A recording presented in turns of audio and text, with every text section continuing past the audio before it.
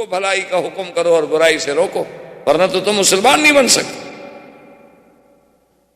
اب سیدنا صدیق رضی اللہ تعالی عنہ چلے، حضرت عثمان کے پاس آئے، ان پہ اسلام پیش کیا، فاسلم عثمان، حضرت عثمان بھی مسلمان ہو گئے۔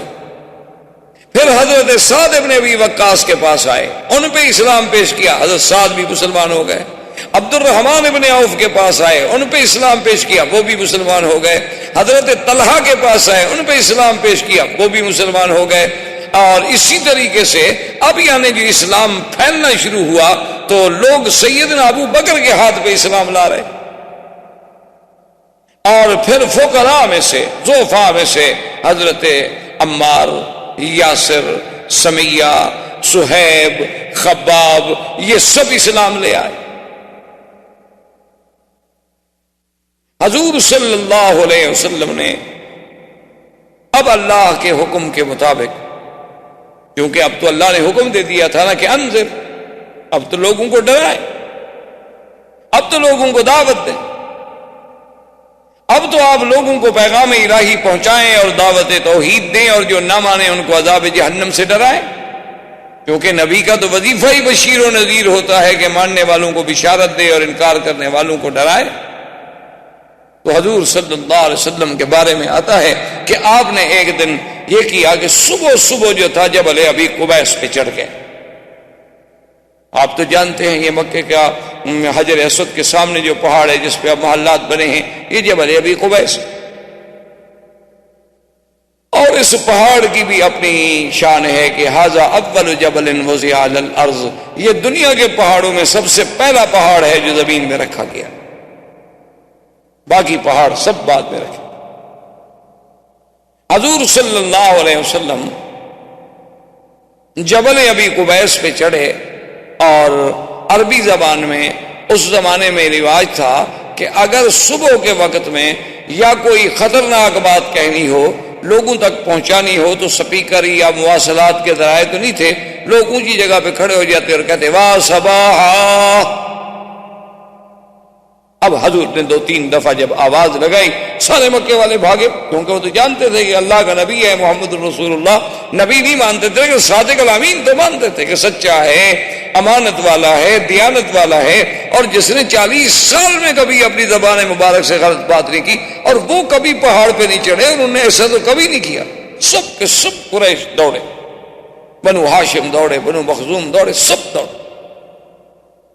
آئے تو کیا دیکھتے ہیں کہ سرکار دو عالم صلی اللہ علیہ وسلم سیدنا محمد الرسول اللہ پہاڑ پہ کھڑے ہیں، اور سارے قریب آ گئے، اور آپ نے فرمایا کہ سردارو، قریشیو، مکے والو، ایک بات بتاؤ، اگر میں تمہیں یہ خبر دوں کہ اس پہاڑ کے پیچھے تمہارا دشمن جو ہے لشکر لے کے بیٹھا ہوا ہے اور حملہ کرنے والا ہے، کیا تم میری خبر کو مان لو گے؟ تو انہوں نے کہا کہ جی بالکل مان لیں۔ یعنی اتنی بڑی اہم خبر کہ بھی پہاڑ کے پیچھے دشمن فوجیں لے کے یہاں تک پہنچ گیا ہے، ابھی بس چڑھائی کرے گا تم پر، اتنی بڑی خبر اگر میں دوں تو میری خبر کو مان لو گے؟ انہوں نے کہا جی بالکل مان لیں گے، کیسے نہیں مانیں گے؟ ما جربناک الا صادقا عادلا، ہم نے تو 40 سال میں حضور آپ کو سچا پایا، ہم نے تو آپ کو عدل والا، انصاف والا پایا ہے، کبھی آپ کی زبان مبارک سے ہم نے کوئی جھوٹی بات سنی ہی نہیں، تو کیسے نہیں مانے؟ تو حضور نے فرمایا پھر سنو، میں تمہیں ایک کلمہ سکھلاتا ہوں، اگر وہ تم مان لو نا، صرف عرب تو عرب، عجم بھی تمہارے غلام ہو جائیں، صرف عرب نہیں، عرب تو معمولی سی بات، قد دانت لکم العجم، پورا عجم تمہارے دروازوں پہ سرنگوں ہو جائے گا۔ تم نے کہا علمنا یا رسول اللہ، علمنا یا محمد، جلدی کریں بتائیں ایسا کون سی بات ہے، ہم تو بالکل ماننے کے لیے تیار ہیں، کیونکہ عربوں کو سرداری کا تو بڑا شوق تھا نا مکے والوں کو۔ انہوں نے کہا اتنی بڑی سرداری کہ پورا عجم بھی ہماری قیادت مان لے؟ حضور نے کہا بالکل۔ تو انہوں نے کہا حضور پھر دیر کس بات کی ہے، مہربانی کرو ہمیں جلدی بتاؤ۔ آپ نے فرمایا قولوا لا الہ الا اللہ تفلحوا، مکے والوں پھر یہ سب غیر اللہ کو چھوڑ،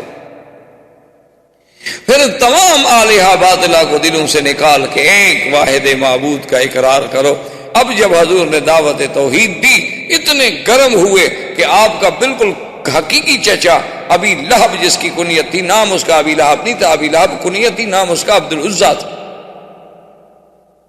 کیونکہ عرب میں یہ رواج ہوتا ہے، ایک نام ہوتا ہے، ایک کنیت ہوتی ہے اور ایک لقب، تو اس کا نام تو عبد العزیٰ تھا لیکن کنیت ابی لہب تھی۔ اور علماء نے یہ بھی لکھا ہے کہ ابی لہب کنیت اس لیے رکھی گئی کہ اتنا خوبصورت آدمی تھا کہ اس کے رخسار ایسے جلتے تھے جیسے انگارے چمک رہے، اتنا سرخ۔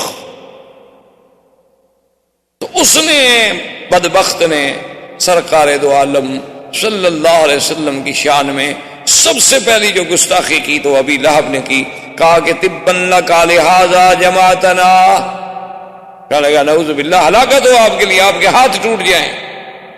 ایک محاورہ ہے عرب کا تبًا، تو اس نے کہا کہ آپ کے ہاتھ ٹوٹ جائیں، نعوذ باللہ، آپ کے لیے اسی لیے ہمیں بلایا تھا، یہی ایک کلمہ ہمیں سنانا تھا، اسی لیے تم نے ساری برادری کو تکلیف دی، اکٹھا کر لیا۔ اور یہ کہہ کر لوگوں سے کہا چلو چلو چھوڑو چھوڑو چھوڑو، بس اس کی باتیں نہ سنو، اور لوگ چلے گئے۔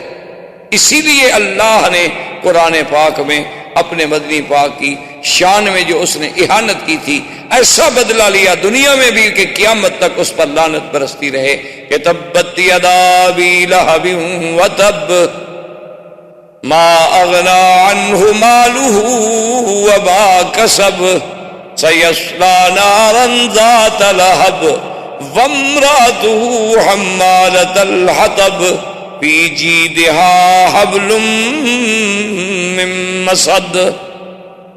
تو اللہ نے قرآن پاک میں اتارا تو ابی لہب یہ کہہ کے آ گیا، لیکن اب کافروں نے حضور صلی اللہ علیہ وسلم کے مقابلے پر آنے کی سوچنی شروع کر دی کہ بھئی یہ تو روز توحید کی بات کر رہا ہے، کبھی سنتے ہیں حضرت عثمان مسلمان ہو گئے، کبھی سنتے ہیں عبد الرحمن ابن عوف مسلمان ہو گئے، کبھی ہم سنتے ہیں کہ طلحہ مسلمان ہو گئے، اب مقابلے پہ تم۔ اور حدیث پاک میں آتا ہے کہ سب سے بڑا بدبخت ملعون ابی جہل، جو اپنے آپ کو ابی الحکم کہلاتا تھا، عمرو ابن حشام نام تھا اور کنیت اس نے ابی الحکم رکھی ہوئی تھی کہ فیصلوں کا باپ، کہ اتنا بڑا فیصلے کرنے والا، لیکن اصل تو وہ ابی جہل تھا۔ ایک دن میرے آقا طواف کر رہے ہیں اور قریش جو تھے طواف کے کناروں پہ بیٹھے ہیں، اور جب حضور ان کے قریب گزرتے ہیں تو اللہ معاف فرمائے اپنی اپنی زبان میں انتہائی نازیبا باتیں حضور سے کہتے ہیں، لیکن وہ دامنے، وہ یعنی کوہ استقامت، وہ صبر و استقامت کا پہاڑ، وہ رحمت دو جہاں کہ جس کی زبان کے مبارک سے کبھی دشمن کے لیے بھی کوئی گندی بات نہ نکلے، وہ رسول عربی، وہ رسول عربی، وہ نبی الامی الہاشمی، وہ رحمت للعالمین کہ جو فرماتے تھے انما بعثت رحمتا، اللہ نے مجھے رحمت بنا کے بھیجا ہے۔ آپ فرماتے تھے میں کیسے کسی کو لعنت کروں، اللہ نے مجھے لعنت کرنے والا بنا کے نہیں بھیجا۔ ابو جہل نے ایسی بدبختی نے گستاخی کی حضور کی شان میں جو ناقابل نقل ہے۔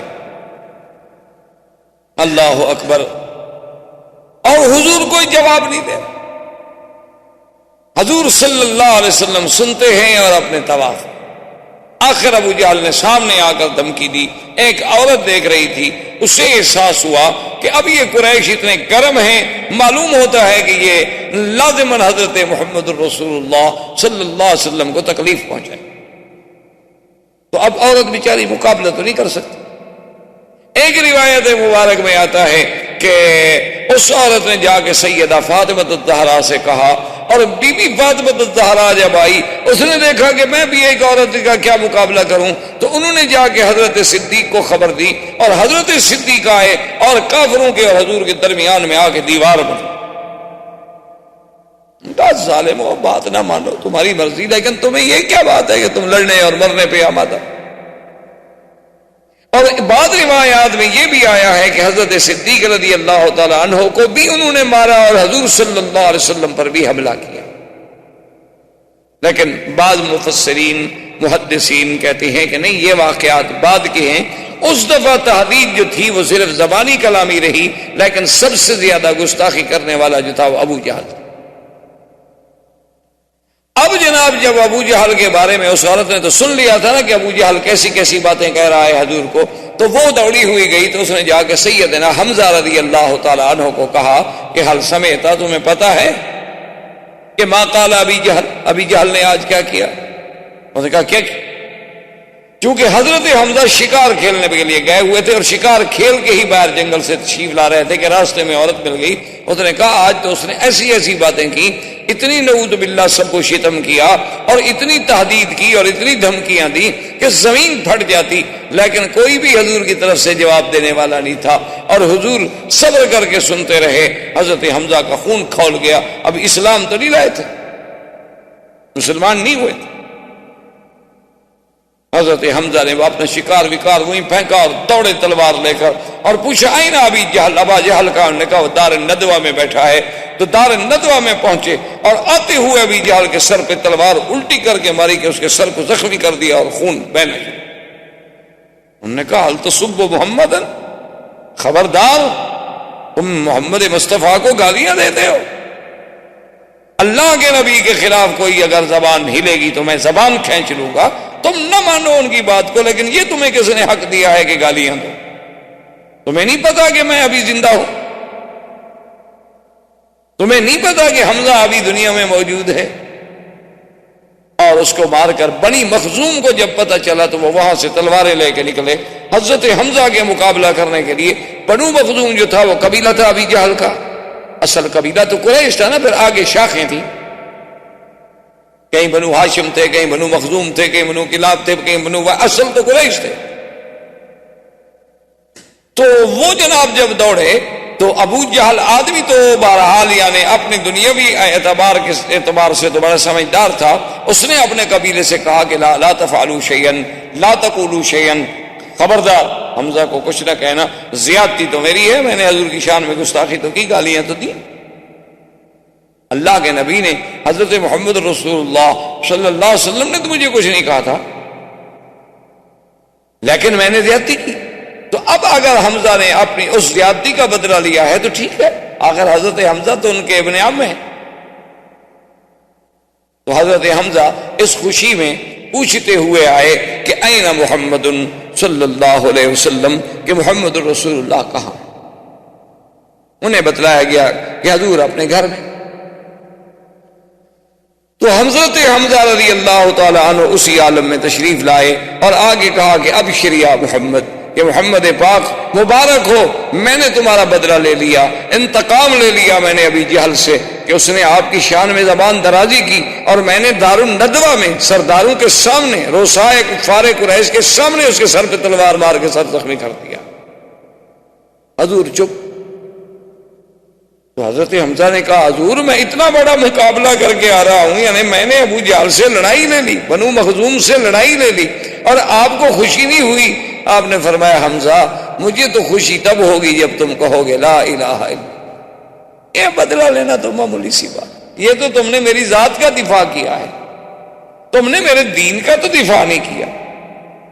یہ تو میری ذات کے لیے تم کھول گئے، تمہارا خون کھول گیا، اور یہ تو قبیلوں کی بات ہے، قبیلے والے کی مدد کرتے ہیں. لیکن مجھے تو تب خوشی ہوگی جب تم میرے دین کے سپاہی بنو گے، میرے دین کا دفاع کرو گے. فشہد وقال واسمع یا رسول اللہ اشہد ان لا الہ الا اللہ واشہد ان محمد رسول اللہ. انہوں نے کہا حضور پھر سن لیں، اگر آپ کو اسی پہ خوشی ہے تو پھر گواہ ہو جائیں گے میں بھی مسلمان ہوں. اب حضرت حمزہ بھی مسلمان ہو. حضور صلی اللہ علیہ وسلم کا اب دعوت کا زور جب پھیلنے لگا تو کفار قریش اکٹھے ہو کے آئے، اور انہوں نے آ کے آپ کے چچا ابی طالب سے کہا کہ بھائی یہ کیا بات ہے، انہ یصفح احلامنا وانہ یصفح اجدادنا وانہ یخالف دیننا، کہ محمد مصطفیٰ تو ہمارے بالکل یعنی وہ کہتے ہیں ہم سب پاگل ہیں، ہمارے باپ دادا بھی پاگل تھے اور ہمارے اجداد بھی پاگل تھے جو سب بتوں کی پوجا کرنے آئے، اور پھر لات عزا ہمارے خداؤں کو بھی نہیں معاف کرتا، اس کا کیا کیا جائے؟ تو اس نے کہا کہ تم خود بات کرو. نے کہا کہ نہیں تم بھی بات کرو، ہم بھی بات کریں گے. تو ایک روایت میں آتا ہے کہ سردار قریش اکٹھے ہو کے آئے، انہوں نے کہا محمد عربی صلی اللہ علیہ وسلم ہم آپ سے کچھ بات کرنا چاہتے ہیں. انہوں نے ٹھیک بات، کیا بات؟ انہوں نے کہا بات یہ ہے کہ یہ جو آپ نے ایک نیا دین پیش کیا ہے، ہمارے آباء و اجداد نے تو آج تک ایسی باتیں نہیں سنی، ہم تو یہی دیکھتے آئے، لات عزیٰ دیکھتے آئے، عبد المطلب بھی انہی کو دیکھتا آیا، اور بھی سارے اسی کو دیکھتے آئے، اسی طرح ان کے چڑھاوے چڑھتے رہے، ان کے چرنوں میں قربانیاں ہوتی رہیں، جانور ذبح ہوتے رہے، اور اب آپ نے آ کر یہ سارے دین کو ہی الٹ پلٹ کر کے رکھ دیا ہے۔ تو آپ مجھے بتائیں کہیں کوئی آپ کو تکلیف تو نہیں، آپ پر کسی جن کا اثر تو نہیں؟ اگر ایسی بات ہو تو ہم آپ کو فلاں فلاں آدمی کے پاس لے جاتے ہیں اور آپ کا علاج کراتے ہیں۔ اور دوسری بات یہ ہے کہ یا رسول اللہ، اگر آپ کو یہ خیال ہو کہ ہم ایک نئی بات پیدا کر کے میں شہرت حاصل کروں اور میں لیڈر بن جاؤں اور مکے کی مجھے حکومت و سلطنت مل جائے، تو ہم مکے کی سلطنت آپ کو ویسے دینے کے لیے حاضر ہیں، آپ ہمارے سردار بن جائیں، ہم آپ کے غلام بننے کے لیے تیار ہیں۔ اور تیسری بات یہ ہے کہ آپ کسی بڑے گھر میں اگر شادی کرنا چاہتے ہوں، کیونکہ جب شہرت ہوتی ہے تو پھر بڑے گھر کی لڑکیاں بھی شادی کر لیتی، پھر جو ہے شہرت کے بعد پھر دولت والت کو نہیں دیکھا جاتا۔ دیکھا نہیں آج کل آپ نے کہ جیسے شہرت ہو چاہے برائی کی ہو، بڑے سے بڑے خاندان کی لڑکیاں جو ہیں وہ شادی کر لیتی۔ تو اگر آپ کو کسی ایسی بات کی تمنا ہے تو آپ اشارہ تو کریں، آپ اشارہ تو کریں مکے کے کس خاندان کا، ہم تو ہر لڑکی قربان کرنے کے لیے تیار ہیں۔ جب سب بات کہتے رہے تو رحمت دو جہاں سنتے رہے۔ یہ بھی تو ایک ادب تھا، یہ بھی تو ایک مقام تھا کہ دشمن کی ہر بات پہ فوراً نہیں ٹوکا، بلکہ الف سے لے کر یہ تک بات سنی، اور اس کے بعد آپ نے فرمایا اور کچھ کہنا؟ انہوں نے کہا کہ نہیں جی، ہم تو آپ کو ساری باتیں کہہ چکے کہ آپ کو علاج کرانا ہے تو ہم حاضر ہیں، آپ کو جن کا اثر ہے تو جن نکالنے کے لیے ہم حاضر ہیں، آپ کو دولت چاہیے تو ہم دینے کے لیے حاضر ہیں، مکے کی سرداری چاہیے تو سردار ماننے کے لیے حاضر ہیں، کسی اعلیٰ نسل کے خاندان میں شادی کرنی ہے تو ہم بچیاں دینے کے لیے تیار ہیں، اور بتائیں کیا کریں، بس مہربانی کرو ہمارے خداؤں کی برائی چھوڑ۔ یہ حضور کا وہ تاریخی جواب ہے جو آج تک صفحات سیرت میں سورج کی طرح چمکتا ہے۔ حضور پاک نے فرمایا مکے والوں سنو، لو وضعونی الشمس فی یمینی والقمر فی یساری، آپ نے فرمایا مکے والوں سنو، اے قریشیوں سنو، اگر تم سورج لا کر میرے داہنے ہاتھ پہ رکھ دو اور چاند لا کر میرے بائیں ہاتھ پہ رکھ دو، میں ان کو تو ٹھوکر مار سکتا ہوں لیکن اللہ کی توحید کی دعوت نہیں چھوڑ سکتا۔ یہ میں نے پیسوں کے لیے مشن شروع کیا، یہ تو اللہ کا حکم ہے۔ مانا یہ تھا کہ اگر ساری دنیا کی شاہی دے دو، دیکھو نا تم بھی تو مثالیں دیتے ہو نا جی کہ برطانیہ کی اتنی بڑی حکومت تھی کہ ان کی حکومت میں سورج نہیں ڈوبتا تھا، مانا یہ ہے سورج نہ ڈوبنے کا، یعنی ملک اتنا بڑا تھا کہ ایک جگہ غروب ہو رہا ہے دوسری کا طلوع ہو رہا ہے، مانا یہ تھا۔ تو اسی طرح مقصد یہ تھا، ورنہ سورج لا کے کون رکھ دیتا؟ مقصد یہ تھا کہ اگر تم مجھے چاند سورج جہاں تک چمکتا ہے وہ ساری شاہی مجھے میرے حوالے کر دو، اور مجھ سے کہو کہ میں یہ کام چھوڑ دوں، تو میں یہ کام نہیں چھوڑ سکتا، کیونکہ میں تو اللہ کا نبی ہوں اور اللہ کے احکام کا پابند ہوں۔ اب اور مخالفتوں کا آغاز شروع ہوا۔ اب لوگوں نے کہا کہ کریں کیا، اور ساتھ ان کو یہ تکلیف ہوتی کہ عجیب بات یہ ہے کہ جو بھی حضور کے قریب جاتا ہے وہ فوراً مسلمان ہو جاتا ہے، جو نفرت ہے ان قریب نہیں جاتا، کیونکہ آپ اگر اینک پہن لینا جی سرخ شیشے والی تو پورا علاقہ آپ کو سرخی نظر آئے گا، اور سبز پہنے تو سبز نظر آئے گا۔ جب آنکھوں پہ بغض کی اینک چڑھی ہو پھر تو نبی کا نبوت بھی سمجھ نہیں آتی نا۔ تو انہوں نے کہا کہ جی اب کیا کریں، سمجھ نہیں آتی یہ بات کیا ہے، آخر حضور کے پاس نہ تو پیسہ ہے اور نہ حضور کے پاس کوئی بہت بڑی قوت ہے، طاقت ہے، عمار ہے، یاسر ہے، بی بی سمیہ ہے، صہیب ہیں، خباب ہیں، ابی ذر ہیں، غریب لوگ ہیں، غلام ہیں۔ تو اس کے باوجود آخر حضور کی بات کا اتنا اثر کیا ہے؟ تو ایک دن سارے سردار بیٹھے تھے، کہنے لگے کوئی حل کریں کہ مسئلہ کیا ہے؟ تو ولید ابن المغیرہ نے کہا کہ ایسا کرو تم مجھے چھوڑو، میں جا کے بات کرتا ہوں اور پھر میں آگے تمہیں حقیقت بتلاتا ہوں کہ حقیقت کیا ہے۔ کہ ولید ابن المغیرہ وہ ہیں جو حضرت خالد کے باپ تھے، اور یہ قریش مکہ کا بہت بڑا سر اور دولت کے اعتبار سے بھی بہت بڑا آدمی تھا اس زمانے میں، مکے سے لے کر طائف تک اس کے باغات تھے اور زمینیں تھیں اور پیسہ تھا، اسی لیے وہ بڑی فخر کرتا تھا، انا الولید ابن الولید، میں اکیلا ہوں دنیا میں۔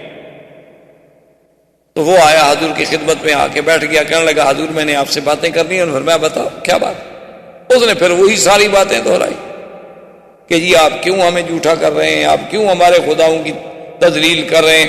حضور سنتے رہے، جب بات ختم ہو گئی حضور نے فرمایا ولید تم نے بات ختم کر لی؟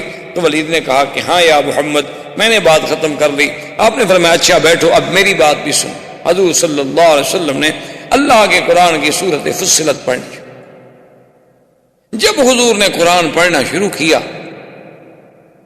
تو اس آیت میں، ان آیات میں ایک آیت یہ بھی تھی کہ کیا تم اس مقام پر جانا چاہتے ہو کہ جیسے قوم عاد پہ اللہ کا عذاب آیا تم پر بھی آئے؟ جب یہ آئے تو نے کہا ناشدتک باللہ وبالرحم یا محمد، تمہیں اللہ کی قسم، تمہیں ہماری رشتہ داری کی قسم، بس کریں میں نہیں برداشت کرتا۔ اور وہاں سے ولید دوڑا اور سیدھا گھر۔ وہ ندبے میں قریش وہاں بیٹھے ہیں، انتظار کر رہے ہیں، اور ولید دوڑا سیدھا گھر۔ اب قریشیوں نے کہا کہ ہاں صبا ولید، معلوم یہ ہوتا ہے کہ ولید پر بھی اللہ کے نبی کا اثر ہو گیا۔ دیکھو نا وہ ادھر آنا تھا نا ہمیں جواب دینے کے لیے، ہمارے بجائے وہ گھر چلا گیا، معلوم ہوتا ہے کہ وہ بھی گیا۔ اب ابو جہل لے کے وہاں پہنچا، اس نے کہا تمہیں کیا ہو گیا؟ کیا تم بھی سبو تھا؟ تم نے بھی دین محمد مصطفیٰ اختیار کر لیا اور باپ دادے کے دین کو چھوڑ دیا؟ اس نے کہا چھوڑو ان باتوں کو، یہ باتیں نہ کرو۔ تو اس نے کہا کہ جادوگر ہے۔ اس نے کہا کیا کہتے ہو؟ میں سب سے زیادہ جادو کو جاننے والا ہوں۔ انہوں نے کہا شاعر ہے؟ اس نے کہا واللہ انا عارف بکلام الشعراء، میں زیادہ شعراء کو جاننے والا ہوں۔ انہوں نے کہا جادوگر بھی نہیں، شاعر بھی نہیں، تو کاہن ہے؟ انہوں نے کہا چھوڑو کیا کہتے ہو، کاہن گندے پلید رہنے والے لوگ ہیں، محمد عربی کا کہانت سے کیا تعلق ہے؟ تو اس نے کہا آخر وہ کیا ہے؟ اس نے کہا بات سنو، وہ جو کہتا ہے کہتا سچ ہے، اور جو قرآن اس نے پڑھا ان علیہ لحلاوۃ، خدا کی قسم اس میں ایسی مٹھاس تھی، وَإِنَّ عَلَيْهِ لَتَلَاوَةٌ وَإِنَّ أَعْلَاهُ لَمُخْبِرٌ وَإِنَّ أَسْفَلَهُ لَمُقْدِقٌ۔ وہ تو ایسا کلام تھا کہ اس نے تو میرا سب کو چھوڑا کے رکھ لیا، اور میں تو یہ سمجھا کہ کہیں اب عذاب ہم پر نازل نہ ہو جائے۔ خدا کی قسم وہ جو کہہ رہا ہے وہ کسی بندے کا کلام نہیں۔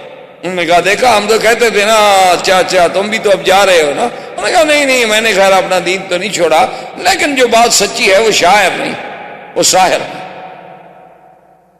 تو اب ابو جہل نے اسے تانے دے کر روکنے کی کوشش کی کہ اس کو غیرت دلاؤ کہ اچھا یار تم تو بڑے سردار بنتے تھے، ایک بات سنی اور تم بھی ختم ہو گئے۔ نہیں میں اپنے دین پہ قائم ہوں۔ ضد میں آ گیا نا پھر۔ ابو جہل جانتا تھا کہ اس کی غیرت کو بھارو گا نہیں، یہ تو کیا ہاتھ سے، یہ بھی مسلمان ہوتا ہے۔ کیونکہ جو بھی حضور کے قریب جاتا ہے اور جو بھی حضور صلی اللہ علیہ وسلم کے پاس بیٹھتا ہے اور جو بھی سرکار دو عالم کی زبان مبارک سے اللہ کا کلام سنتا ہے وہ تو اسی وقت ختم ہو جاتا ہے۔ اور کیسے نہ ہو، کلام اللہ کا ہو اور زبان محمد کی ہو صلی اللہ علیہ وسلم۔ یعنی آپ اندازہ فرمائیں کہ آج صدیاں بیت گئیں، آج ایک اچھا قاری قرآن پڑھے تو انسان کا دل جھوم جاتا ہے، لیکن وہ کتنا خوش نصیب لوگ ہوں گے کہ جنہوں نے خود اللہ کا قرآن بلسان محمد مصطفیٰ سنا ہوگا صلی اللہ علیہ وسلم۔ وما علینا الا البلاغ۔ برادران اسلام، الحمدللہ اللہ تبارک و تعالیٰ کے رحمت سے پچھلے کئی دروس میں ہم نے سیرت رسول پاک صلی اللہ علیہ وسلم کے عنوان پہ معروضات پیش کیے ہیں۔ تو حضور صلی اللہ علیہ وسلم کی بعثت سے قبل کے احوال، پھر حضور صلی اللہ علیہ وسلم کے ولادت سے قبل کے مبشرات، پھر حضور صلی اللہ علیہ وسلم کی ولادت کے احوال، اور اس کے بعد حضور صلی اللہ علیہ وسلم کا دور رضاعت، اور پھر حضور صلی اللہ علیہ وسلم کے بچپن کے احوال، اس کے بعد حضور صلی اللہ علیہ وسلم کی شباب اور آپ کے اسفار، سب سے پہلا سفر شام کے بارے میں، اور پھر سیدہ خدیجہ رضی اللہ تعالی عنہا سے آپ کا نکاح مبارک، بنائے کعبہ میں آپ کی شرکت، قریش مکہ کے اہم ترین معاملات میں آپ کا ایک حکم اور ایک فیصل کا کردار، پھر حضور صلی اللہ علیہ وسلم کا علیحدگی اور خلوت کا محبوب فرمانا، پھر حضور صلی اللہ علیہ وسلم کا علیحدہ اس دور میں غار حرا میں جا کے عبادت فرمانا، اور غار حرا کی اس دور میں جبریل علیہ السلام کا آپ پر سب سے پہلی دفعہ اترنا، سیدہ خدیجہ رضی اللہ تعالی عنہا کے پاس آنا، ورقہ ابن نوفل کے پاس جانا، اس کا تصدیق کرنا، اور پھر کچھ عرصے کے بعد حضور صلی اللہ علیہ وسلم پر اللہ کی طرف سے یہ وحی نازل ہوئی کہ یا ایھا المدثر قم فانذر، تو علماء نے لکھا یہاں تک تقریباً ہم نے احوال سیرت کے ترتیب کے ساتھ پڑھے ہیں اور بیان کیے۔ تو علماء کرام یہ فرماتے ہیں کہ ہر پیغمبر میں دو اصل میں مقام ہیں، ایک مقام نبوت ہے اور ایک مقام رسالت۔ مقام نبوت تو یہ ہوتا ہے کہ اللہ کی وحی آ گئی، اللہ تبارک و تعالیٰ سے علاقہ وحی قائم ہو گیا، لیکن اس کو مستقل شریعت نہیں دی جاتی، کتاب نہیں دی جاتی۔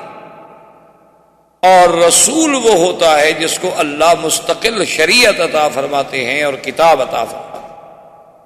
تو اس کو یوں سمجھیں کہ ہر رسول تو نبی ہوتا ہے، لیکن ہر نبی رسول نہیں ہوتا۔ جیسے کہ حضرت ہارون علیہ السلام نبی تھے لیکن رسول نہیں تھے، موسیٰ علیہ السلام اللہ کے رسول بھی تھے اور نبی بھی تھے، تو سرکار دو عالم صلی اللہ علیہ وسلم بھی اللہ کے رسول بھی ہیں اور نبی بھی۔ تو اب علماء یہ فرماتے ہیں کہ جب غار حرا میں پہلی آیتیں اتری، اقرا بسم ربک الذی خلق خلق الانسان من علق، 5 آیتیں جب اتری تو وہ کہتے ہیں نبئ رسول اللہ، یعنی حضور کو نبوت مل گئی کہ اللہ کی وحی کا سلسلہ آپ کے ساتھ شروع ہو گیا۔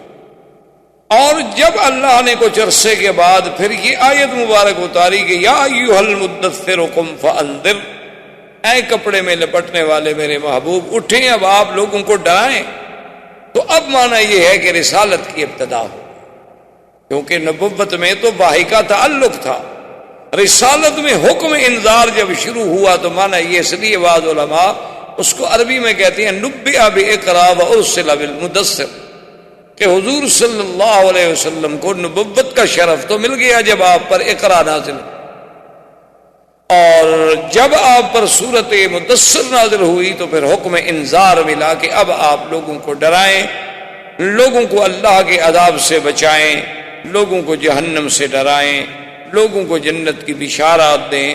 تو اب جناب یہ احکام آئے۔ اسی طرح حکم آیا انذر عشیرتک الاقربین، کہ اپنے عزیزوں کو اور اپنے رشتہ داروں کو بھی آپ ڈرائیں۔ تو اب حضور صلی اللہ علیہ وسلم نے فرائض رسالت کی ادائیگی کے لیے آپ نے کام شروع فرمایا۔ اسی ضمن میں حضور صلی اللہ علیہ وسلم پر سب سے پہلے ایمان لانے والوں میں، یعنی آپ یوں سمجھ لیں آسانی کے ساتھ، جمہور کے ساتھ، یہ ہے کہ عورتوں میں سب سے پہلے ایمان لانے والی سیدہ خدیجہ الکبریٰ ہیں، اور بچوں میں سب سے پہلے ایمان لانے والے حضرت علی ہیں، اور اسی طرح بڑوں میں سب سے پہلے ایمان لانے والے سیدنا ابی بکر رضی اللہ تعالی عنہ ہیں، اور غلاموں میں سب سے پہلے ایمان لانے والے حضرت زید، حضرت خباب، وہ حضرات ہیں، اور پھر حضرت ابو بکر کی دعوت پر حضرت عثمان، حضرت زبیر، حضرت طلحہ، حضرت عبد الرحمن ابن عوف اسلام لے آئے۔ انہوں نے اسلام قبول کیا لیکن ان کو دعوت دینے والے سیدنا ابی بکر تھے۔ اب حضور صلی اللہ علیہ وسلم کے گھر میں سے آپ کی صرف بیوی نہیں بلکہ آپ کی بیٹیاں بھی آپ پر اسلام لے آئیں، 4 بیٹیاں ایمان لے آئیں، اور جہاں تک حضور کے بیٹوں کا تعلق ہے انہیں تو بڑی عمر ہی نہیں ملی۔ حضور صلی اللہ علیہ وسلم کے بیٹے یعنی قاسم، عبداللہ اور ابراہیم، طیب اور طاہر جو ہے یہ لقب ہے، حضور کے بیٹوں کا نام نہیں ہے۔ حضور صلی اللہ علیہ وسلم کے بیٹے جو ہیں وہ 3 تھے۔ سب سے بڑے بیٹے قاسم تھے، اس کے بعد عبداللہ تھے، اور اس کے بعد ابراہیم تھے۔ یہ عبداللہ جو ہیں ان کو حضور محبت سے طیب پکارتے تھے، اور آپ کی والدہ جو تھی سیدہ خدیجہ وہ آپ کو طاہر کہتی تھی۔ تو یہ آپ کے القاب تھے، لیکن الگ نام نہیں تھے حضور کے بیٹوں۔ اور جہاں تک حضور کی بیٹیوں کا تعلق ہے تو اس میں آپ کی 4 بیٹیاں تھیں، سیدہ زینب، سیدہ رقیہ، ام کلثوم اور بی بی فاطمہ الزہرا رضوان اللہ تعالی علیہن اجمعین۔ تو یہ سب کے سب حضور صلی اللہ علیہ وسلم پر اسلام۔ اب اس کے بعد اللہ تبارک و تعالیٰ کے حکم سے حضور صلی اللہ علیہ وسلم نے اپنے خاندان والوں کو جب دعوت اسلام دی تو بی بی صفیہ اسلام لے آئیں، جو چچی ہیں حضور صلی اللہ علیہ وسلم۔ اور اسی طرح فقراء میں اور ضعفاء میں وہ حضرت بلال رضی اللہ تعالی عنہ، اسی طرح بی بی سمیہ، اسی طرح حضرت عمار، اسی طرح حضرت یاسر، اسی طرح حضرت خباب، اسی طرح حضرت صہیب، یہ سب فقراء اور ضعفاء مکہ کے لوگ تھے جو آپ پر اسلام لے آئے۔ اب حضور صلی اللہ علیہ وسلم کی یہ دعوت کی آواز جب باہر نکلی، کیونکہ یہ اعزاز اور شرف اب جو میرے آقا کو ملا تھا کہ پہلے تو جو بھی پکارتا تھا محمد ابن عبداللہ، محمد ابن عبداللہ، لیکن جب اللہ کی وحی آ گئی، جب آپ کا زمانہ بعثت ہو گیا تو اب حضور صلی اللہ علیہ وسلم پھر صرف محمد ابن عبداللہ نہیں بلکہ محمد الرسول اللہ ہو۔ تو اب حضور صلی اللہ علیہ وسلم کی جب دعوت کی آواز ذرا باہر جانے لگی تو ایک عجیب واقعہ پیش آیا کہ حضرت ابی ذر رضی اللہ تعالی عنہ، یہ ابی ذر رضی اللہ تعالی عنہ جو ہیں یہ بھی حضور کے بڑے شان والے صحابہ ہیں، اور یہ ان صحابہ میں ہیں جو زہاد تھے، جو بڑے زاہد تھے، بڑے عابد تھے، اور یہ ان لوگوں میں ہیں کہ جو آج کا کھانا کل کے لیے رکھنے کو بھی جائز نہیں سمجھتے تھے۔ یعنی حضرت ابی ذر جو تھے ان کا اتنا اس بات پہ یقین تھا، وہ کہتے تھے کہ مسلمان کو کیا ضرورت ہے کہ کل کے لیے کھانا بچا کے رکھے، کوئی پتہ نہیں ہم کل زندہ بھی رہیں گے کہ نہیں رہیں، تو کیا ضرورت ہے ہم خواہ کھانا رکھیں۔ ان کے نزدیک تو دوسرا جوڑا کپڑے بنانا جو ہے وہ بھی جائز نہیں تھا۔ تو حضرت ابی ذر بڑے عجیب اور بڑے شان والے صحابی گزرے ہیں رضی اللہ تعالی عنہ۔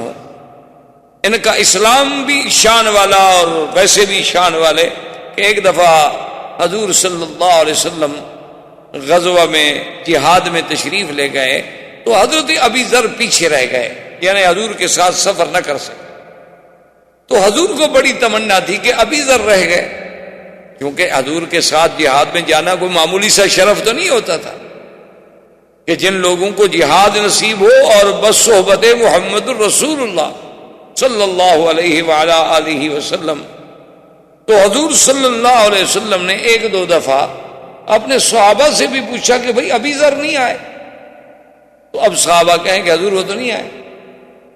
پھر حضور نے کچھ وقفے کے بعد پوچھا کہ اچھا ابی ذر نہیں آئے، تو صحابہ نے کہا کہ حضور وہ تو رہ گئے، خدا جانے کیا وجہ ہے، وہ تو سفر نہیں کر سکے اس دفعہ۔ تو پڑاؤ کر کے آپ کا قافلہ بیٹھا ہوا تھا، صحابہ آپ کے ارد گرد بیٹھے ہوئے تھے، دور سے غبار اڑتی ہوئی نظر آئی جیسے کہ کوئی ایک سوار آ رہا ہو۔ تو حضور نے جب نظر ڈالی، دور تھے، ابھی کچھ نظر نہیں آ رہا تھا، صرف غبار اڑتی ہوئی نظر آ رہی تھی۔ تو آپ نے فرمایا کن ابا ذر، کہ خدا کرے تو ابو ذر ہو، یعنی آنے والا جو ہے خدا کرے تو ابی ذر ہو۔ تھوڑی دیر گزری تو جا ابی ذر، حضرت ابی ذر حاضر ہو گئے۔ حضور نے فرمایا کہ ابی ذر تم عجیب آدمی ہو، قافلہ چلا آیا اور تم اکیلے رہ گئے۔ تو ابا ذر آپ نے فرمایا کہ تحیا وحدہ تعیش وحدہ وتموت وحدہ، کہ ابو ذر اچھا تمہاری زندگی عجیب ہے کہ اب تو معلوم یہ ہوتا ہے کہ تم زندہ بھی علیحدہ رہو گے، زندگی بھی علیحدہ گزارو گے، اور موت بھی تمہیں علیحدگی میں آئے گی۔ حضور صلی اللہ علیہ وسلم کی زبان مبارک سے لفظ نکل گئے۔ اب اللہ کے نبی کی زبان سے جو بات نکلے تو اللہ تو اس کو پورا فرما ہی دیتے ہیں۔ تو خدا کی شان یہ ہے کہ ابو ذر رضی اللہ تعالیٰ عنہ اپنے زہد کی وجہ سے سب سے الگ الگ تھلگ ہوتے تھے، حتیٰ کہ حضرت عثمان کے زمانے میں حضرت عثمان نے آپ کی آ کے منت کی، انہوں نے کہا حضرت ابی ذر آپ ناراض نہ ہوں، آپ کا مدینے میں رہنا بڑا مشکل ہو گیا، آپ تو روز فتویٰ دے دیتے ہیں کہ جس دن رات گھر میں روٹی رکھی ہے نعوذ باللہ وہ بھی اسلام سے نکل گیا، جس نے دوسرا جوڑا کپڑے بنائے نعوذ باللہ اس نے بھی اسلام کی مخالفت کی، تو یہ حضرت ہمارے لیے تو بہت مشکل ہے، آپ مہربانی کریں مدینہ منورہ سے باہر ہی کہیں ڈیرا لگائیں۔ تو حضرت ابی ذر مقام ربضہ پہ چلے گئے۔ مدینہ منورہ سے تھوڑا دور فاصلے پر ایک جگہ تھی جس کا نام ربضہ ہے، تو وہاں دیہات میں جا کے اکیلا گھر بنا کے بیٹھ گئے، اور جو بندہ گزرتا اس کو دین کی تبلیغ کرتے رہتے۔ اور اللہ کی شان یہ ہے کہ جب آپ کی موت کا وقت آیا تو بیوی کے سوا کوئی بندہ نہیں تھا، نہ وہاں کوئی بستی تھی نہ آبادی تھی، بس مدینہ شریف سے لوگ آتے تھے، آپ کے لیے کچھ کھجوریں لے آتے تھے، کچھ لے آئے تو آپ نے کھانا وانا کھا لیا، ورنہ بس پانی پر اور چشمے کے پانی پر گزارا ہوتا تھا۔ تو موت کا وقت جب قریب آیا تو بیوی گھبرانے لگی، تو آپ نے فرمایا کہ دیکھو گھبرانے کی بات نہیں، مجھے تو اللہ کے نبی نے دعا کی تھی کہ تم نے علیحدہ ہی رہنا، تو اب اللہ کے نبی کی دعا ہے، میں نے تو علیحدہ رہنا تھا، علیحدہ مرنا تھا، تو لہذا اگر میں مر جاؤں گھبرانے کی کوئی بات نہیں ہے، مجھے غسل دے دینا، اور یہ میری ایک چادر پرانی سی پڑی ہے اس کو میرے اوپر ڈال دینا، کفن بن جائے گا، اور میرے سڑک پر مجھے رکھ دینا اور کہہ دینا، اعلان کر دینا کہ ابھی ذرا حضور کا صحابی فوت ہو گئے، اب اللہ جانے، اللہ کا کام جانے، اللہ چاہیں گے تو کوئی جنازے پڑھنے والا بھیج دیں گے، نہیں تو کوئی جنگل کے جانور آ کے کھا جائیں گے، جب حضور نے فرمایا کہ تم نے علیحدہ مرنا ہے تو ہم نے مرنا تو علیحدہ ہے۔ تو آپ کی زوجہ محترمہ نے آپ کی وصیت کے مطابق آپ کی موت کے بعد آپ کو غسل دیا، کفن دیا، اعلان کیا کہ مات ابی ذر صاحب رسول اللہ صلی اللہ علیہ وسلم، کہ آج حضور کا وہ ساتھی، حضور صلی اللہ علیہ وسلم کا دیوانہ و پروانہ ابی ذر فوت ہو گیا ہے، یا اللہ تو جانتا ہے میں اکیلی عورت ہوں، میں کیا کر سکتا۔ فمر بہا رکب اصحاب رسول اللہ، تو تاریخ میں آتا ہے ابھی تھوڑی سی دیر گزری کہ صحابہ کا ایک لشکر وہاں سے گزرا، انہوں نے دیکھا کہ میت رکھی ہے، یہ کیا مطلب ہے، سڑک پر اکیلی میت ہے۔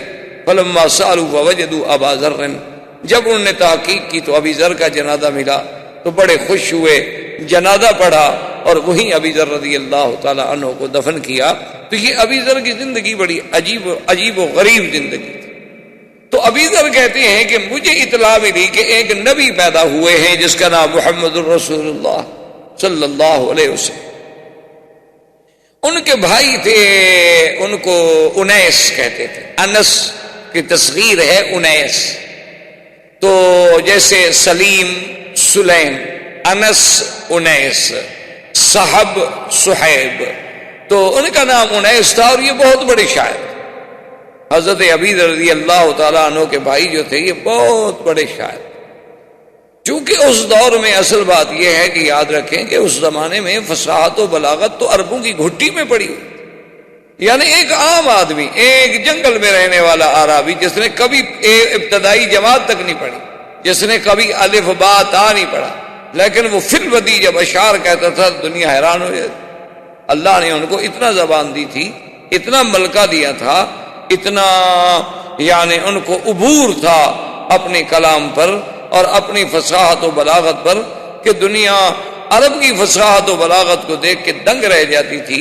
اسی لیے علماء نے لکھا ہے کہ اللہ تبارک و تعالیٰ نے ہر پیغمبر کو جو معجزے دیے ہیں وہ اس کے زمانے کے حالات کے مطابق دیے ہیں، کہ موسیٰ علیہ السلام کے زمانے میں جادوگروں کا زور تھا، ساری مصر جو تھا جادوگروں سے بھرا ہوا تھا، سحار تھے، ساحر بھی نہیں، بڑے بڑے سحار، بڑے بڑے علم سحر کے ماہرین پڑے تھے۔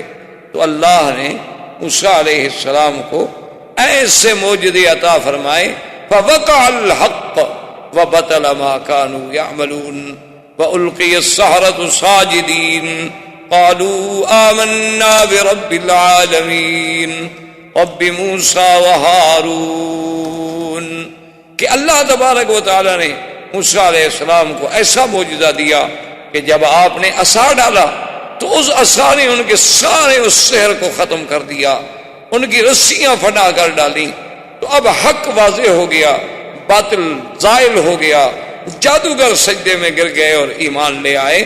تو اس لیے اللہ نے ان کو معجزات ایسے دیے تھے کہ جو اس جنس اور اس زمانے کے مطابق یہ دلیل بن سکیں کہ یہ اللہ کا نبی ہے اور اس کا مقابلہ ہم نہیں کر سکتے۔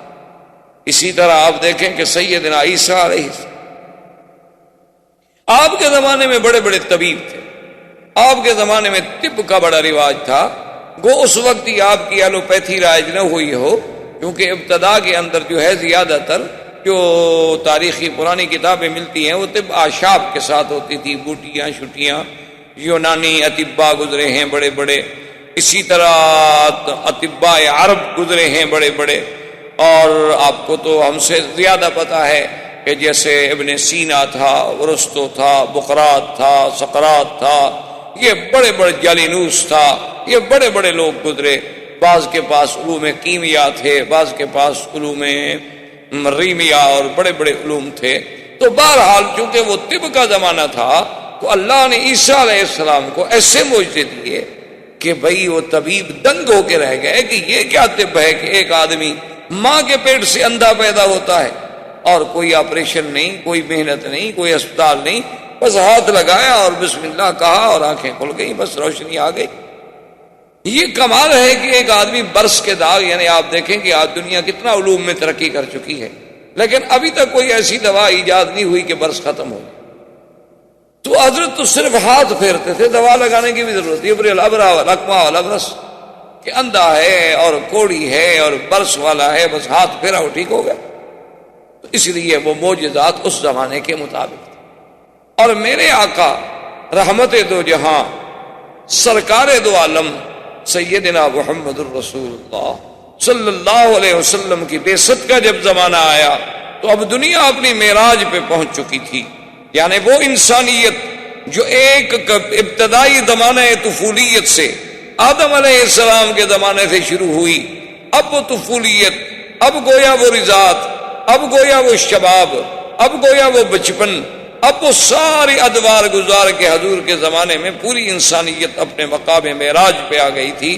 اور فصاحت و بلاغت کا یہ عالم تھا کہ شعراء عرب اپنے کلام کو لے کے اللہ کے کعبے پہ لکھ کے لٹکا دیتے تھے کہ کوئی ہے مائی کا لال جو ہمارے اس بحر میں لکھے، ہمارے اس رجز کا جواب دے، ہماری اس نثر کا مقابلہ کرے، ہماری اس نظم کا مقابلہ کرے۔ تو اس لیے قصائد معلقہ آج بھی ہماری کتابیں جو ہیں معلقات سبع معلقہ کے نام سے، وہ سبع معلقہ کیا تھے کہ مختلف شعراء نے لکھ کے لٹکا دیے تھے کہ اس کا مقابلہ کریں۔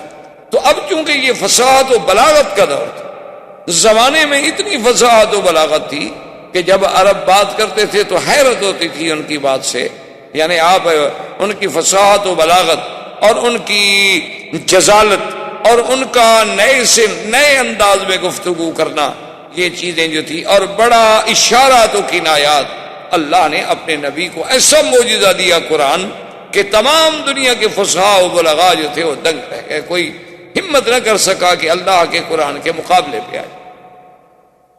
یعنی آپ دیکھیں ان کے یعنی فہم کا عالم کہ ایک قیس شاعر گزرا ہے، ایک تو امراء القیس تھا نا، ایک اور شاعر تھا قیس، وہ گزرا، بادشاہ غصے میں آ گیا، اس کی بڑی لمبی چوڑی کہانی ہے۔ تو غصے میں آنے کے بعد بادشاہ نے اس کو بلوایا اور سزائے موت جاری کی۔ بہرحال بادشاہ سزائے موت جب دے دی، اس کو پکڑ کے جب لے جا رہے تھے موت کے لیے، تو جو اس وقت سپاہی ہے جو کچھ سب تھے تو انہوں نے کہا کہ دیکھو تم ابھی مر جاؤ گے، ہم تمہیں پھانسی دے دیں گے، لیکن اگر تمہاری کوئی وصیت ہے، کوئی پیغام ہے تو وہ دے دو، اور تو ہم کچھ نہیں کر سکتے، لیکن ہمارے ہاں بھی یہ رواج ہے کہ آخری وصیت پوری کی جاتی، تو آپ ہمیں کوئی پیغام دے دیں۔ انہوں نے کہا میں نے کیا پیغام دینا ہے، شاعر آدمی ہوں، نہ میری کوئی اتنی بڑی برادری ہے، میری تو صرف 2 لڑکیاں ہیں اور فلاں شہر میں رہتی ہیں، اور کبھی آپ لوگوں کا وہاں آنا جانا ہو تو بس ان کو اتنا کہہ دیجئے گا کہ یا ابنتا قیس ان اباکما، بس۔ انہوں نے کہا دیکھو بیچارہ موت کی وجہ سے سٹیا گیا، دماغ چل، یہ کیا پیغام ہوا بھی یا ابنتا قیس ان اباکما، کہ اے 2 قیس کی بیٹیاں تحقیق تمہارا باپ کیا ہوا ہے، یہ کیا پیغام ہے بھائی؟ تو انہوں نے کہا اچھا ٹھیک ہے پہنچا دیں۔ انہوں نے کہا اب یہ تو مر رہا ہے، جان چھوڑے، وہ مر گیا، پھانسی دے دی گئی، ختم ہو گیا۔ مدتیں گزر گئی، سال 2 سال جتنے گزرے، اتفاق سے وہ 2 سپاہی یعنی اتفاقاً اس گاؤں میں گزرے جس گاؤں میں وہ قیس رہتا تھا، تو ان کے دماغ میں بات یاد آئی۔ انہوں نے کہا کہ چلو بھائی ہم اس کی وصیت پوری کرنے تو نہیں آئے، لیکن اتفاق سے یہاں آئے ہوئے ہیں، تو اب اسی بستی میں رہتے ہوئے اگر ہم ایک پیغام اس کو دے دیں تو کیا مشکل ہو جائے گا؟ انہوں نے کہا دے دو. انہوں نے آگے پوچھا بھی یہاں کوئی قیس نامی شاعر تھا؟ انہوں نے کہا ہاں. انہوں نے کہا اس کی کوئی اولاد؟ نے کہا اس کی 2 بیٹیاں ہیں، وہ بیچارے غریب ہیں، بکریاں شکریاں چرا رہی ہوں گی فلاں جگہ پر.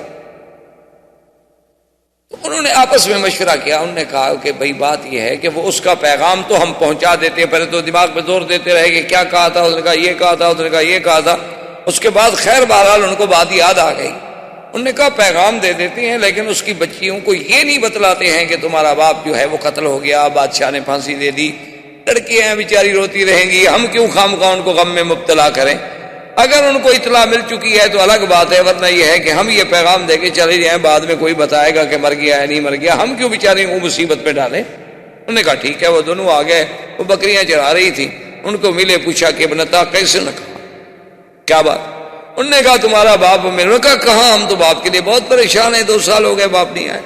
انہوں نے کہا فلاں شہر میں تھا اور بالکل تندرست تھا اور ٹھیک ٹھاک تھا، تو اس نے ہمیں کہا تھا کہ اگر تم وہاں کبھی جاؤ تو میرا پیغام دے دینا، میں تو کہیں آگے جا رہا ہوں، میرا لمبا سفر ہے، میری 2 بیٹی ہیں، ان کو اتنا بتا دینا کہ یا ابنتا قیس ان اباکم، بس.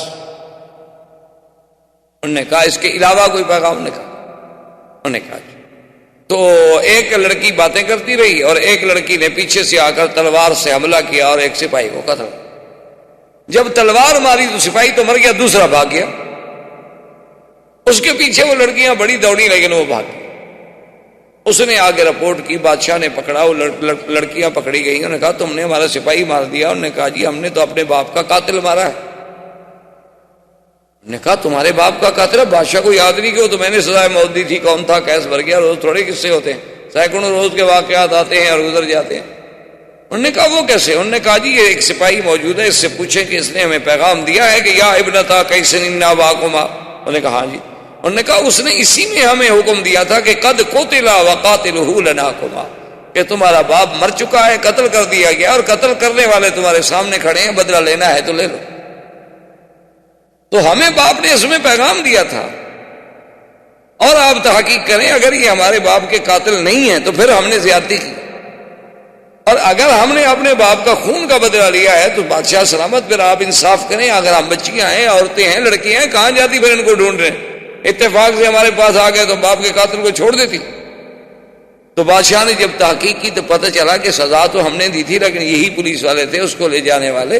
تو انہوں نے کہا اچھا ٹھیک ہے، اس کے وارثوں کو ہم دیت دے دیتے ہیں، اور بچیوں کو کہا کہ تم چلی جاؤ.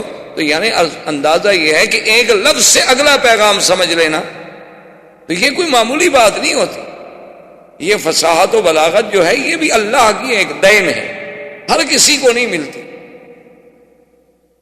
آپ کے ہاں بھی آپ کی تاریخ ہند میں بھی بڑا ایک مشہور واقعہ گزرا ہے نا جی، کہ شہنشاہ ایران اس زمانے میں جب وہ آج سے یعنی صدیوں پہلے، تو اس کے بیٹھے ہوئے ایک شاعر نے، یا کہتے ہیں کہ شہنشاہ ایران نے خود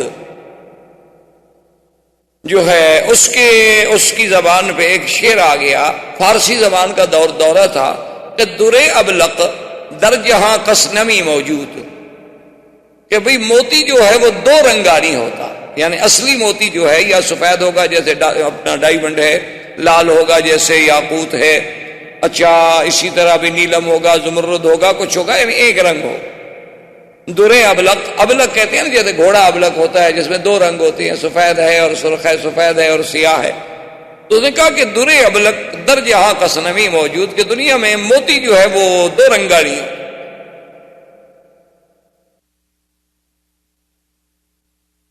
اچھا یہ پہلا مصرع تو شاعر کہہ بیٹھا یا بادشاہ کہہ بیٹھا، اب دوسرا مصرع نہ بنے. تو اس نے اپنے تمام شعراء کو بلایا کہ بھی دوسرا مصرع سیٹ کرو. اب جو بھی کریں وہ مزہ نہ آئے بادشاہ کو، یعنی بنا تو سب لیں، مصرع بنانا کون سا مشکل تھا، وہ تو سب بنا لیں، لیکن مقصد ہے کہ ذہن مطمئن نہ ہو، دماغ تسلیم نہ کرے کہ وہ کہیں بات بنتی نہیں. تو بہرحال شہنشاہ ایران سے بھی نہ بنا اور اس کے شعراء سے بھی مصرع ایسا نہ بن سکا جو بادشاہ کو مطمئن کر سکے.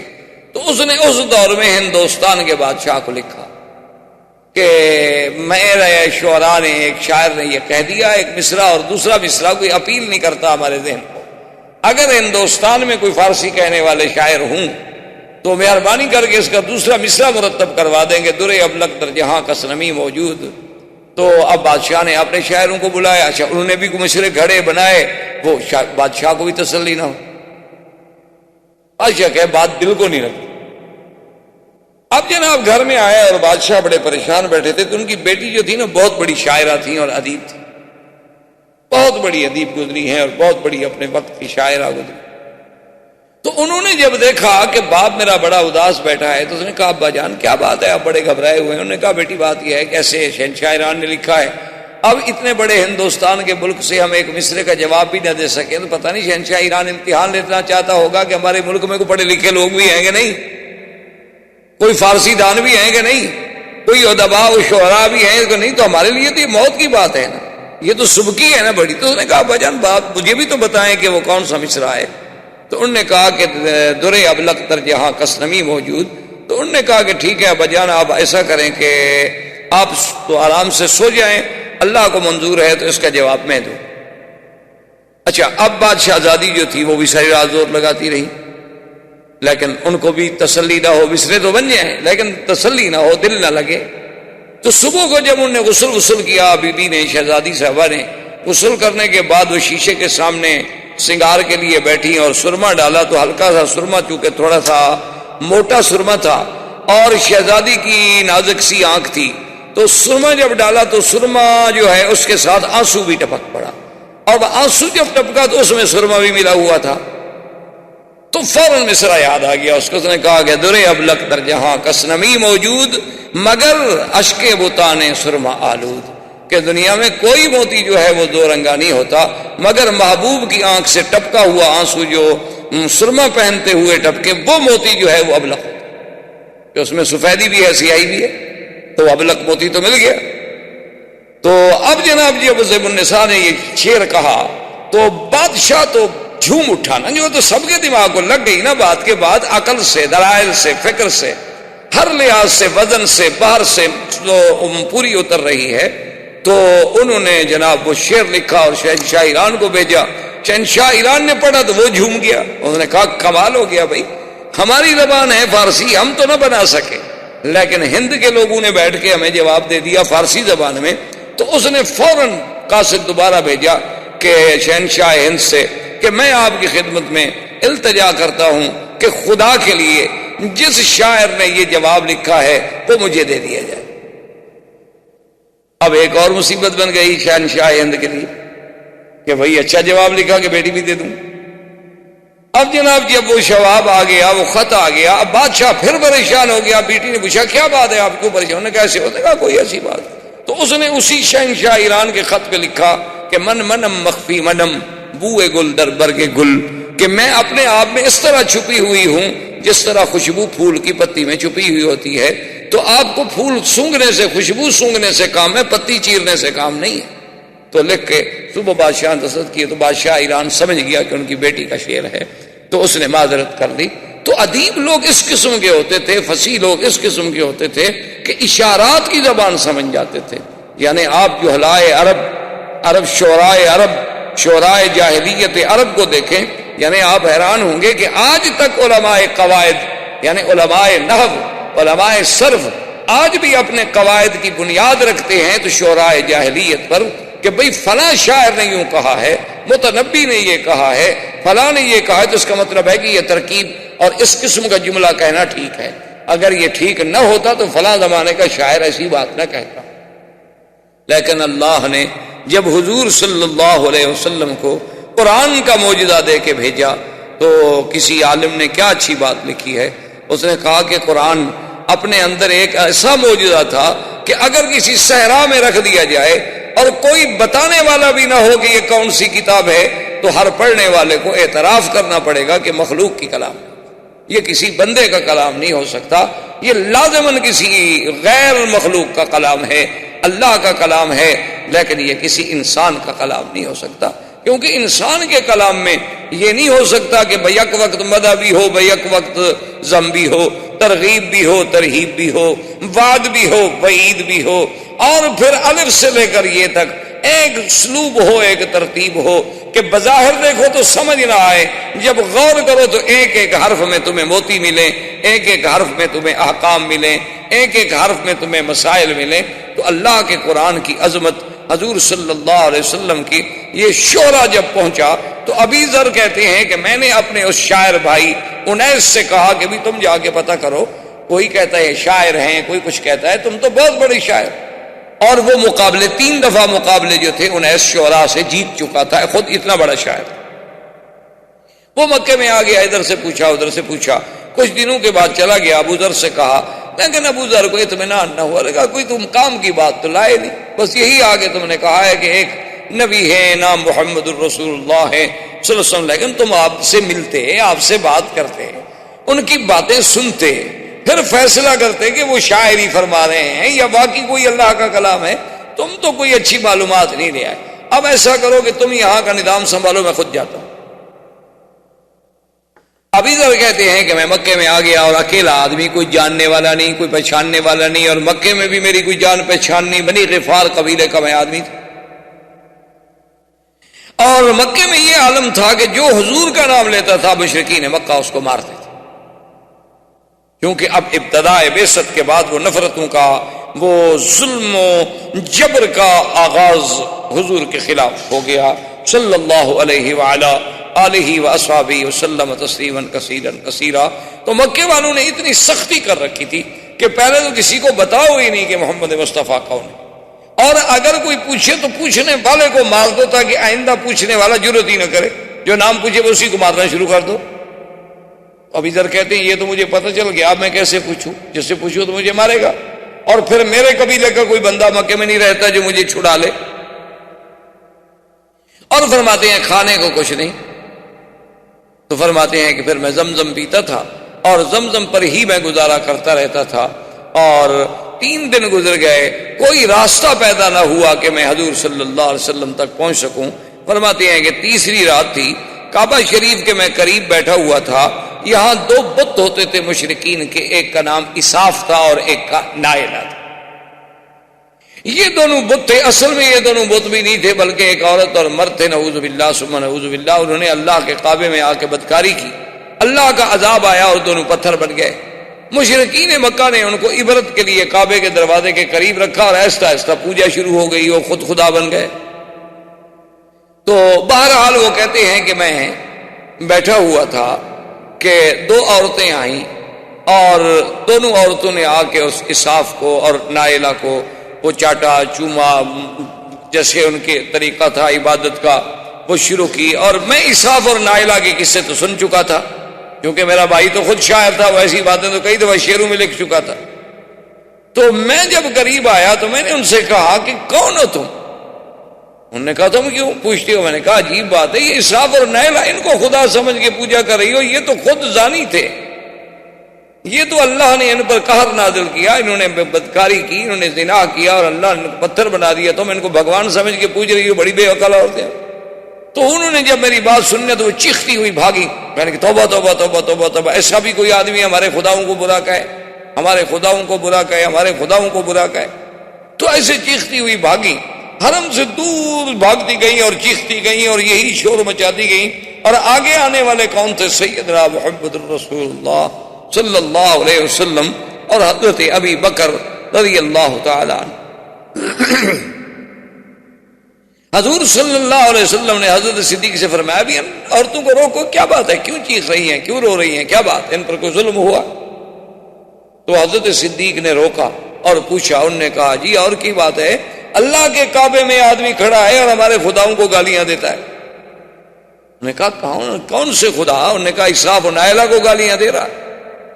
تو انہوں نے فرمایا اچھا تم جاؤ، اور آپ نے فرمایا ابو بکر چلو دیکھو تو صحیح، پھر وہ آدمی تو گویا ہمارے کام کا ہوا نا، کیونکہ وہ تو جب ان کو نہیں مانتا تو اس کا معنی یہ ہے کہ اس کے دماغ میں کوئی توحید کا خلل تو آیا ہوا ہے۔ تو فجاء ابی بکر فجاء رسول اللہ صلی اللہ علیہ وسلم، حضرت ابی ذر کہتے ہیں کہ آقا بھی اور حضرت صدیق بھی دونوں میرے پاس تشریف لائے، اور میں اسی جگہ کعبۃ اللہ کے قریب بیٹھا ہوا تھا۔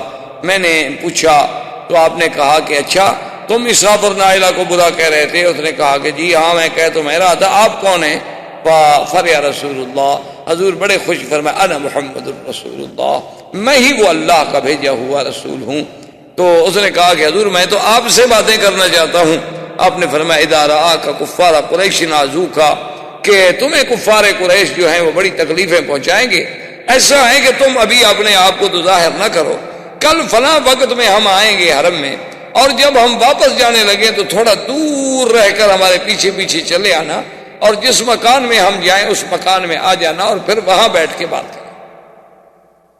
تو ابھی ذر کہتے ہیں کہ دوسرے دن حضور صلی اللہ علیہ وسلم اپنے وعدے کے مطابق تشریف لائے, اور وہاں عبادت کرنے کے بعد جب جانے لگے تو میں آپ کے پیچھے چلا تو حضور دار ارقم میں تشریف لے گئے. دار ارقم جو ہے جہاں اب صفا مروہ ہے, بالکل اس کے قریب ایک گھر تھا, ایک مکان تھا جس کا نام دار ارقم تھا, اور اس کا بھی ایک بہت بڑا تاریخ میں ایک مقام ہے کہ حضرت عمر بھی وہاں اسلام لائے, ابھی ذر بھی وہاں اسلام لائے, سیدنا حمزہ بھی وہاں اسلام لائے. لیکن چونکہ حرم کی توسیع میں صفا مروہ کے بڑھانے میں ضرورت تھی, تو اب تو وہ حرم کا ایک حصہ بن گیا. تو بہر صورت حضور صلی اللہ علیہ وسلم دار ارقم میں گئے, ابی ذر آئے اور اس کے بعد بیٹھے, حضور صلی اللہ علیہ وسلم سے اللہ کا قرآن سنا, فاسلم ابی ذر, ابی ذر فوراً مسلمان. حضور نے فرمایا کہ ابی ذر دیکھو تم کمزور آدمی ہو, اور تم جو ہے ابھی اس کو اپنے اسلام کو اخفاء میں رکھو. اس نے کہا حضور اب اخفاء میں تو میں بھی نہیں رکھتا, لیکن بہرحال یہ ہے کہ میں جا کر اپنے قبیلے میں محنت کروں. تو حضرت ابی ذر پھر تشریف لے گئے بنی غفار میں, تقریباً 15 سال دعوت اسلام دیتے رہے. اور اس وقت ابھی کوئی احکام تو نازل نہیں ہوئے تھے نا, کہ نماز سکھائی جائے, روزہ سکھایا جائے, حج سکھایا جائے, تو احکام ابھی نازل ہی نہیں ہوئے. اس وقت تو صرف درس توحید دیا جاتا تھا, اور شرک سے بچانے کے سبق دیے جاتے تھے, اور نبوت و رسالت کا مقام سمجھایا جاتا تھا, اور آخرت پر ایمان کے بارے میں مختصر سی باتیں بتا دی جاتی تھی. اور اتنی باتیں تو الحمدللہ ایک آدمی اگر صدق قلب سے چاہے تو تھوڑے سے وقت میں سیکھ لیتا ہے. تو ابی ذر رضی اللہ تعالی عنہ اپنے قبیلے میں گئے, اور پھر دیکھیں کہ اسی ابی ذر کی محنت سے جب حضور مدینہ منورہ تشریف لے گئے تو انہوں نے اتنی بڑی محنت کی کہ اپنا قبیلہ بنی غفار جو تھا وہ تقریباً آدھے کا آدھا مسلمان ہو گیا, اور سب کو لے کر حضور کی خدمت میں پہنچے صلی اللہ علیہ وسلم رضی اللہ تعالی عنہ وارضاہ. تو اب یہ زمانہ تھا حضور صلی اللہ علیہ وسلم کی ابتدائی بعثت. اب حضور صلی اللہ علیہ وسلم کی اس بعثت کو کفار ہضم نہیں کر سکتے تھے, قریش سے برداشت نہیں ہوتا تھا. ہر قسم کی انہوں نے ایذائیں دینی شروع کی, یعنی اصحابہ کو ایذائیں دینی شروع کی کہ جو جس کے پاس غلام ہے وہ اپنے اس غلام پہ ظلم و تشدد کا بازار گرم کر. اتنی ایذائیں پہنچائیں کہ جس کا آدمی تصور نہیں کر سکتا. حتیٰ کہ اللہ تبارک و تعالی رحمت کرے, سب سے پہلے حضور صلی اللہ علیہ وسلم کے بعد جس نے کلمہ حق بلند کیا وہ سیدنا ابی بکر تھا.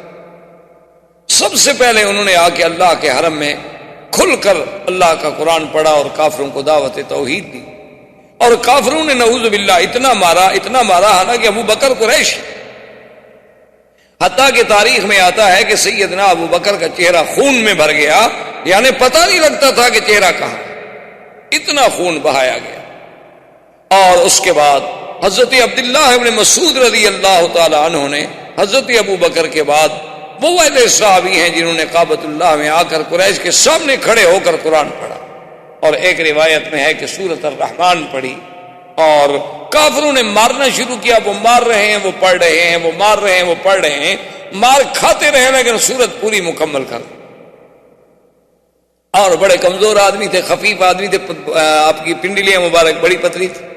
تو ایک دن ایک صحابی ہنس پڑے تو حضور نے فرمایا کیا کہہ رہے ہو, اگر ایک پلڑے میں جبل احد رکھا جائے اور ایک پلڑے میں عبداللہ ابن مسعود کی پنڈلی رکھی جائے تو یہ بھاری ہو جائے گی, اتنا شان والا ہے میرا صحابی.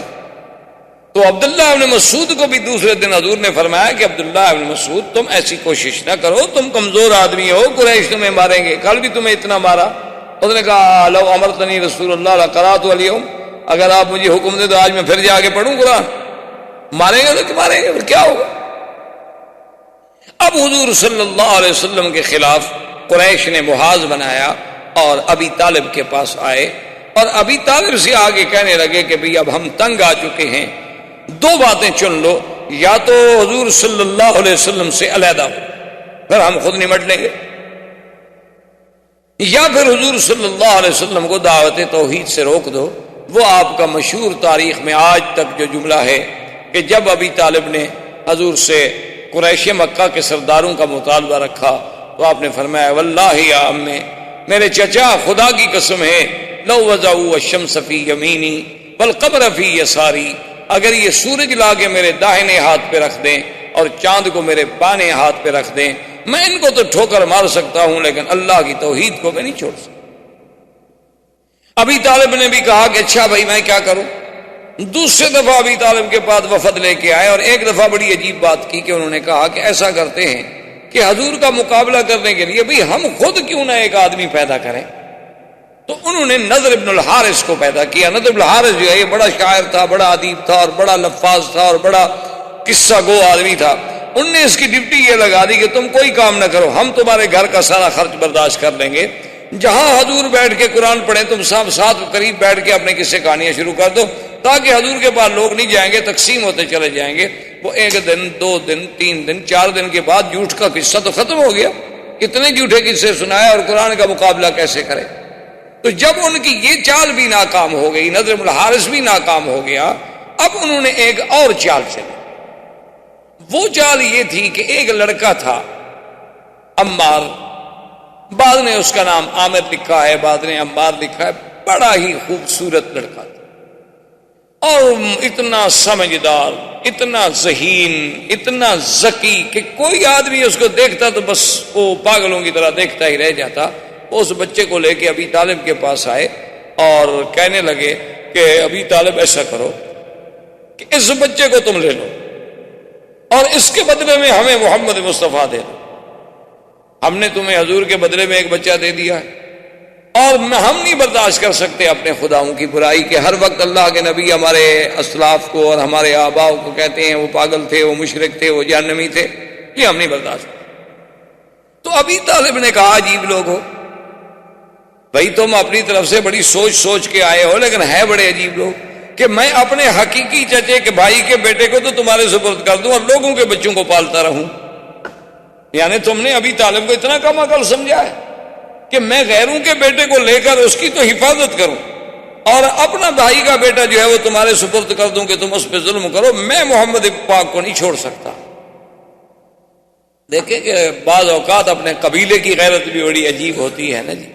تو حضور پاک نے ابی طالب سے اور ان کے بیٹوں سے اور وہاں جو موجود تھے قبیلہ بنی ہاشم بنی عبد المطلب کے لوگوں سے کہا کہ دیکھو سنو، میری وجہ سے تم کیوں مصیبت میں مبتلا ہوتے ہو؟ تم علیحدہ ہو جاؤ، میں نے تو اللہ کا فرض پورا کرنا ہی کرنا، میں نے تو خدا کو اللہ کی توحید بیان کرنی ہے اور خدا کے حکم کو پورا کرنا ہے۔ لیکن دیکھیں انہوں نے کہا کہ محمد سنو، ہم تمہارے دین پہ تو نہیں ہیں لیکن خدا کی قسم ہے تم جاؤ اللہ کے دین کی دعوت دو، جو تمہارا مقابلہ کرے گا ہم تمہارا ساتھ دیں گے، ہم تمہارا دین نہیں قبول کرتے لیکن ہم تمہاری اہانت اور تمہاری تکلیف نہیں برداشت کرتے۔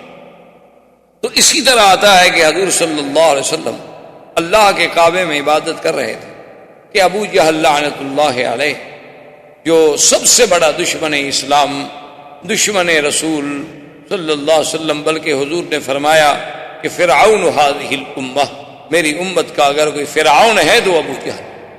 اور ایک روایات میں یہ بھی آتا ہے حضور نے فرمایا کہ فرعونی اشد من فرعون موسیٰ، کہ میرا فرعون جو ہے وہ موسیٰ علیہ السلام کے فرعون سے بھی بڑا سخت ہے۔ کہ موسیٰ علیہ السلام کے زمانے میں جو فرعون تھا اس کو تو ایک غوطہ لگا پانی میں اور کہنے لگا آمنت برب موسیٰ و ہارون، اور یہ بدبخت مرتے وقت بھی کلمہ بھی نہیں پڑا اور ایمان نہیں لے آیا۔ تو یہ فرعون جو ہے اشد من فرعون۔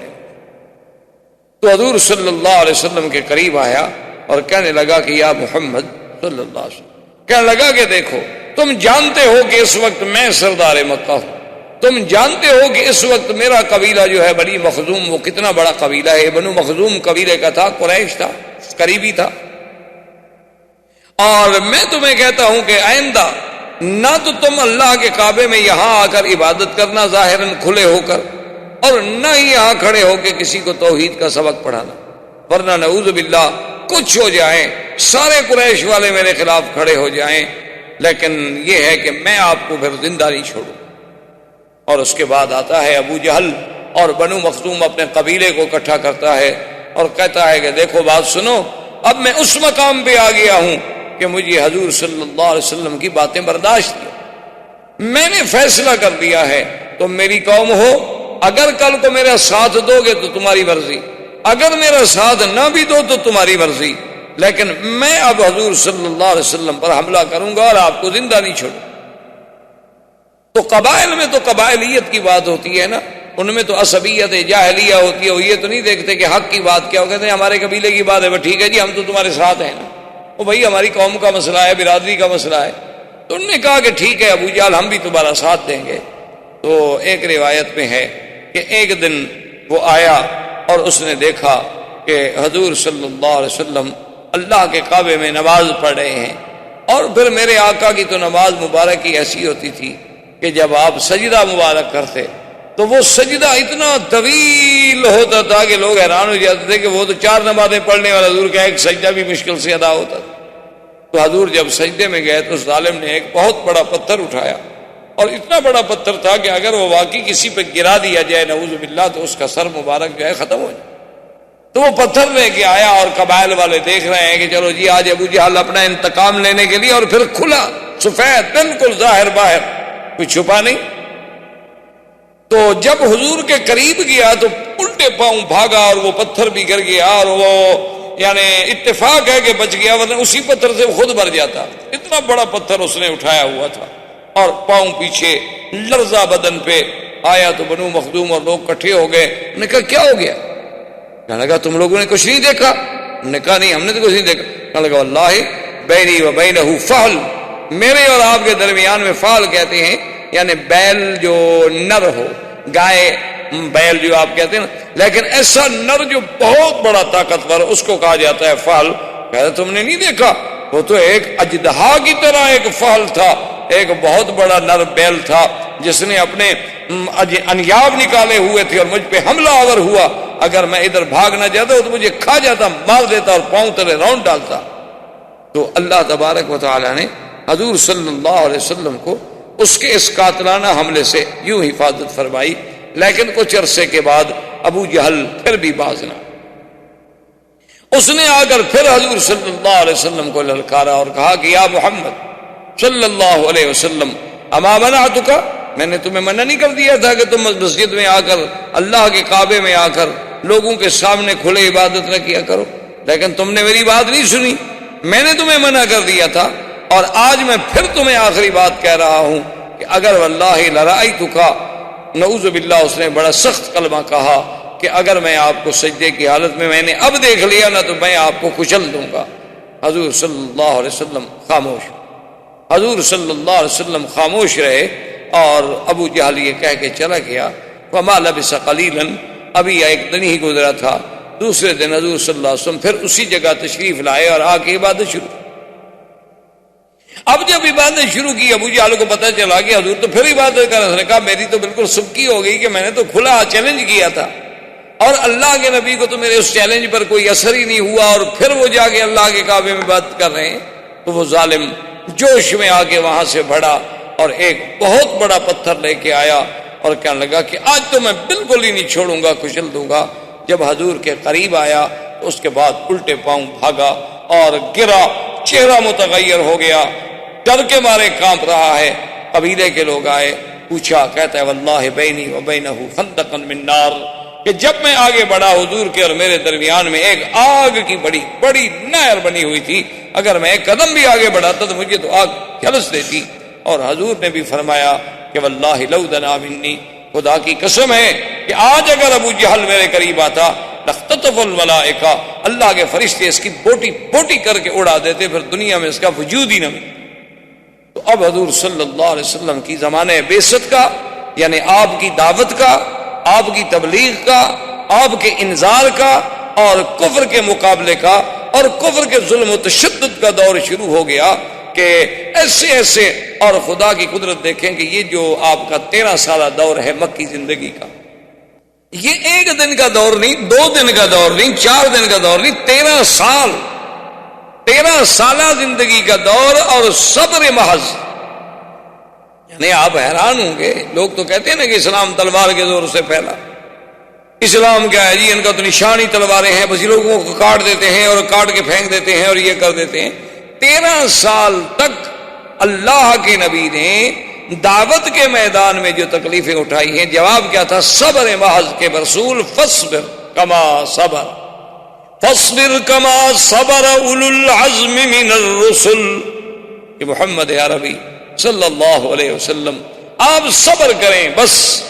یعنی صحابہ کو انگاروں پہ تڑپایا جا رہا ہے اور حضور گزرتے ہیں تو کہتے ہیں صبر. صحابہ کو نعوذ باللہ یعنی تپتی ہوئی ریت پر لٹا کے اتنے بڑے بڑے کانٹے کھجوروں کے لے کے چبھوئے جاتے تھے اور اسی سے خون نکلتا تھا، پیپ نکلتی تھی، لیکن اس کو حضور پاک کا سبق تھا کہ صبر. تم کچھ دیکھو نا جی، کمزور آدمی کچھ نہ کر سکے تو چلو ایک دفعہ تو تھپڑ مار دے گا نا، اگلا آدمی چاہے پھر جو مرضی ہے کر، لیکن حکم یہ تھا کہ فاصبر صبر.